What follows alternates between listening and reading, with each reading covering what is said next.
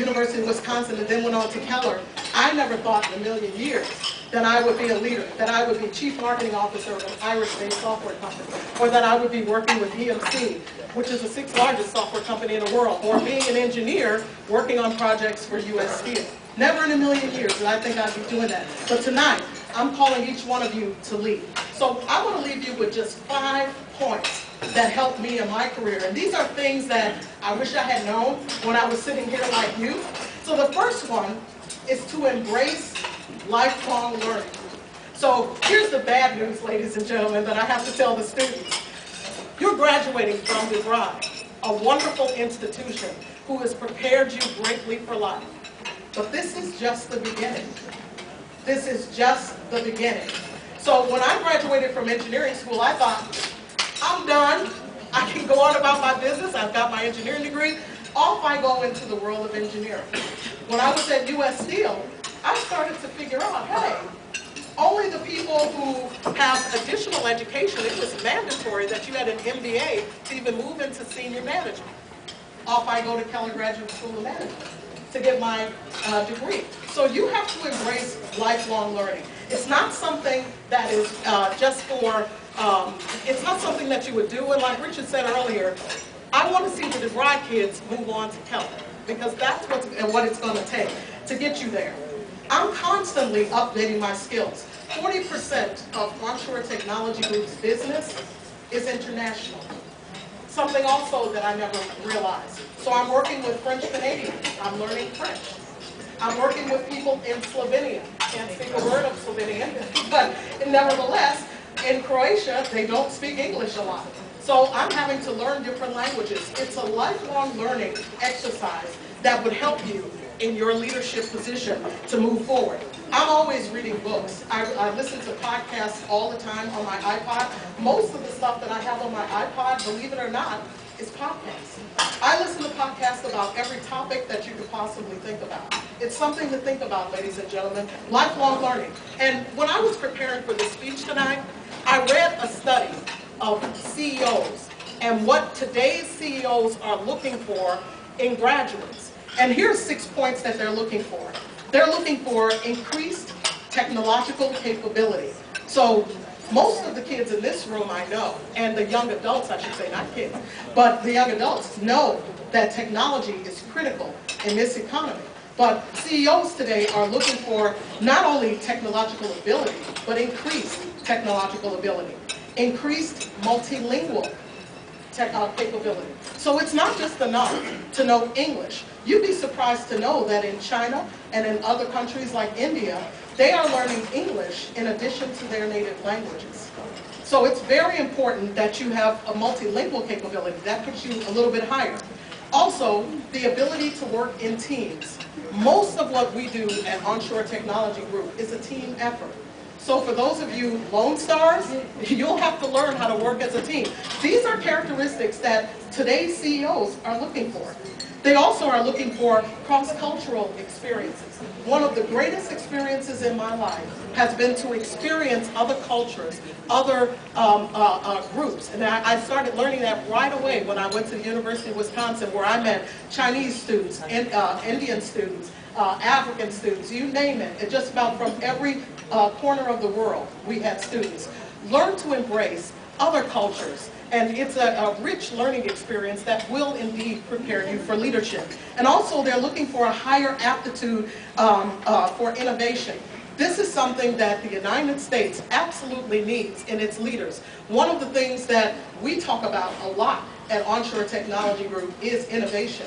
And we're creating software applications for the industry. We're also creating other technologies, if you will, that can be used.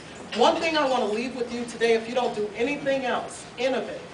This is what we need. This is what you should be doing. And then more autonomous work habits. These are things that CEOs are looking for. They're looking for kids who are people, I should say. I keep saying kids because I got 2 kids at home, folks, so forgive me. But they're looking for people who have autonomous work habits, who can work anywhere. A lot of times at Onshore Technology Group, I work in my office. I have an office, a 3,600 square foot office in Lake Point Tower. But a lot of times I work from home.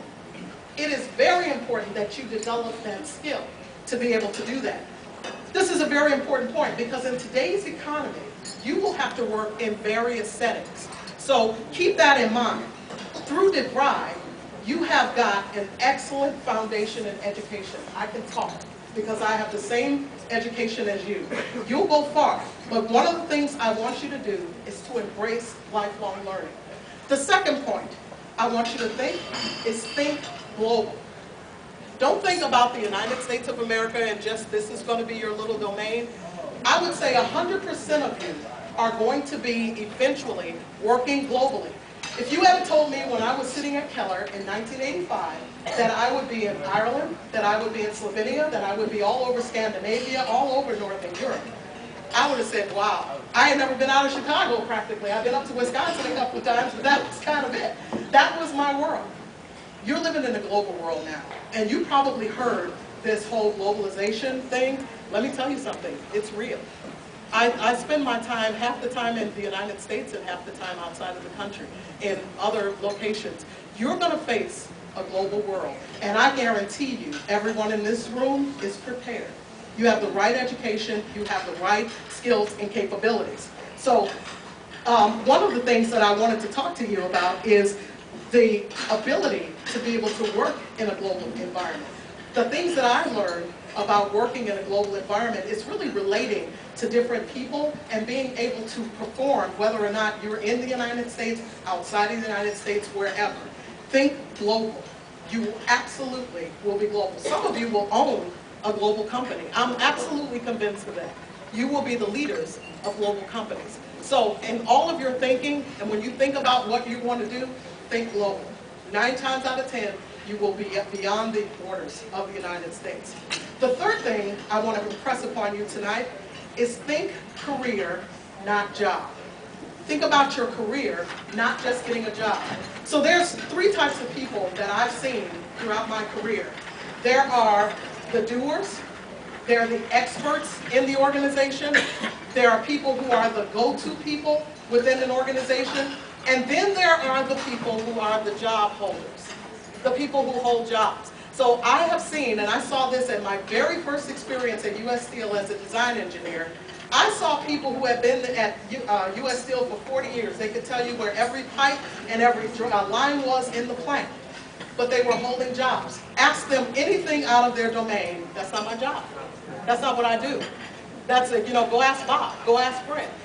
Those are the job holders. What I did at U.S. Steel is I started getting the jobs that they would give the young management associates. That's what they call me at the plant.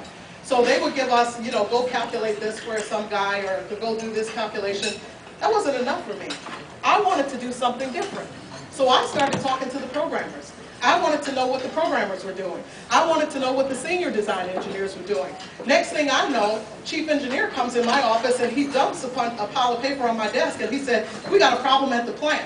We have 2 boilers in the plant that we need to shut down. We have 64 buildings that will be out of commission. I need you to design alternate heating systems for these buildings. My first big job as an engineer, and I was like, wow. So I started writing a program, and I wrote a program that saved U.S. Steel $2 million a day and recycled energy throughout the plant. My first big job, but look at what I did. Make yourself useful. And what I would say to today's graduates, make yourself useful to employers, bottom line, in terms of what you're doing, and you'll never go wrong. Don't accept crap assignments, and excuse my French, don't accept the assignments that people want to give you. Go the extra mile. Do something different, and you'll go far. True mark of leadership. That's what you want to do, is go forward. Fourth point, and you may laugh at this, it's something that I put in all of my talks now. Be ethical.